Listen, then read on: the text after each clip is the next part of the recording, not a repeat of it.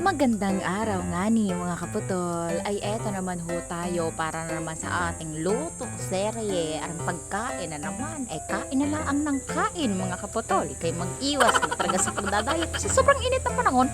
Ay siya! Baka ikay maestro. At ayun nga ho mga kapatol, naghiwa-hiwa nga ni ako dito ng sibuyas, tsaka bawang, tapos syempre, ang ating ipanggigisa na kasama sa buhay ay kamatis. Huy!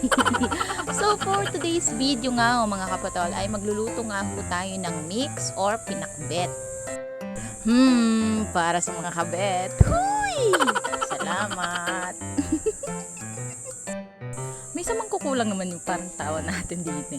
Tapos ayun nga mga kapatol, pagkatapos ko nga hiwa-hiwain ang aring kamati, sibuyas at bawang, ay inilagay ko na nga ang aring mix na binigay nga ho talaga sa amin ni Ate Rina kagabi. Ay tag-isa nga ho kami ditong supot ni Mama. Tapos binigyan niya nga ako at kasi nga ho, yung mga nilalako-lako ka nga ho ni Ate na gayaan. Na halimbawa nagpapadyak gayan, nagpapadyak at titinda gayan, ay binigyan niya nga ho kami ng tag-isang supot ni Mama. Kaya etong tanghalian namin ngayon. Ay, so nakikita nyo nga ho, nagsusunog nga ho ako dito sa aking kusina ng mga langgam na pula.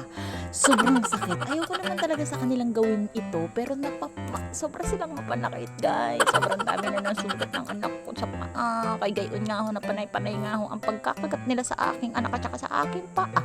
Okay lang naman ho sana kagatin nila ako. Doon lang sana sila doon sa may isa kong robot na paa. Hindi naman yun makakaramdam. Eh kaso nga, may natitira pa rin kahit papaano naman na paa. Ay syempre, hindi man ho tayo ganun kamanhid.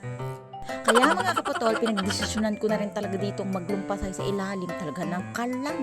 Gayon nga ho na napakaraming langgam din sa malapit sa basurahan. Siguro naaamoy-amoy nila yung mga basura dito sa may timba na iyan.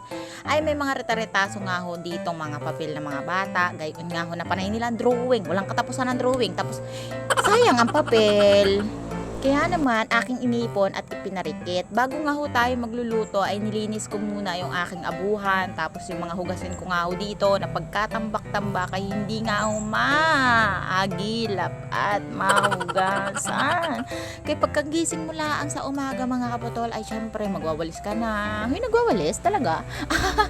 Ay, ang dami mong labahin. Hindi mo alam kung sino yung uunahin mo, ano yung uunahin mo. Magwawalis ka sa labas, magasunog ka ng mga tambak ng mga kung ano-anong basura, gayon nga. Syempre, palaging malinis yung ating mga kalan. Kasi kusina, pinagkakainan, kahit nangarag yung ating bahay, ay importante yung malinis. Ganun! Pagkatapos ko nga tinabi yung mga huhugasin ko mamaya, huhugasan ko naman yan mamaya, kapatol. Kaya, eto na nga ho, ay akin na nga hong hinugasan din yung mga pakbit natin na aking lulutuin. Gayon nga ho na kailangan din talaga siyang malinis kasi nakalagay siya sa plastic, nag-moist-moist na siya. Huy, moist! Daming alam. At syempre nga ho, mga kapatol, nagpadapog na rin ako dito. Gayon nga ho na bagong basa ang ating kalan. Ay kapag bagong basa nga ho ang kalan, ay mahirap magparikit. Bumili na rin talaga ako ng mga krudo para nga hindi na rin talaga ako maghirapan magparikit mga kaputol. Kasi pag halimbawa mga kung ano-ano mga baso-basura, gayon, mga papel-papel, ay mahirap. Mag-antay ka pa ng sindamakmak na oras bago ka nga makaluto. Noon nakapagparikit na nga ako mga kaputol, ay mainit na nga ang ating baby oil at nilagyan ko na siya ng aring sibuyas, bawang, kamatis na aking ipanggigis.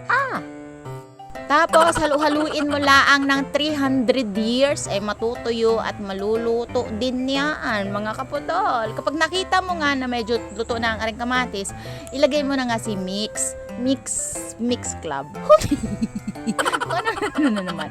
Syempre, napakasarap din kasi gulay. Ayan, nilagyan ko na rin dito ng magic sarap pampalasa kahit papaano, wag sobrang dami. Nilagyan ko na rin ng isang basong tubig kasi yung tama lang, patis or bagoong para mas malinamnam ang ating pakbet.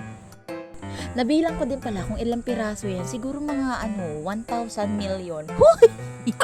Salamat! Half cook lang din yung pagkakaluto natin dyan din mga kaputol. Kasi masarap din siya kapag medyo matigas-tigas pa. Gayon nga ho na medyo nalalasap mo yung pagkalutong ng okra, sitaw, ang palaya. At saka meron pa labanos, mustasa, sibuyas, kamatis. Huy! Nagkanta! Patis talaga yung nilalagay ko or bagoong kasi para mas malasa siya. Mas masarap din to kapag may mga karne-karne. Kaso wala tayong karne na ipanglalagay na karning baboy. Kaya meron dito na ilang piraso na karning manok na adobo kagabi. Sana all. Kaya naman, yung tinira nga ho sa akin ni Mister na ilang pirasong manok, ay ilalaho ka na lang dito para mas malasa-lasa din siya. Ay, diba? Ay, napakasustansya nga ho ng ganitong gulay-gulay. Lagi-lagi nga dapat gulay laang yung ating mga kinakain kaysa mga karne-karne dyan, mga karning mamoy, gayon, mga kung ano-ano. Minsan mag-isda ka din para healthy, more exercise din para healthy yung katawan. Dahil nga ho, sobrang dami ko na namang kwento kahit napakbit nga lang ho yung ating niluluto ngayon. Pwede na yan. Ay pagtiyagaan nyo na. Ay nilagay ko na rin aring mga ilang pirasong adobong manok nga ho na native. Sarap. Para nga ho, may lasa-lasa naman ang aring pakbet. Tapos, pagkatapos nga ho ng 30 minutes, kapag alam nyo na nga ho na luto na yung kalabasa, pwede nyo na ho yung hanguin. Tapos, kakainin. Siyempre, ay mananghalian na nga ho tayo mga kaputol. Ay maraming salamat sa lahat ng masusuporta. Ay tara na, kain na tayo. Ay abay, ako'y nagugutom na are. Kensan ni?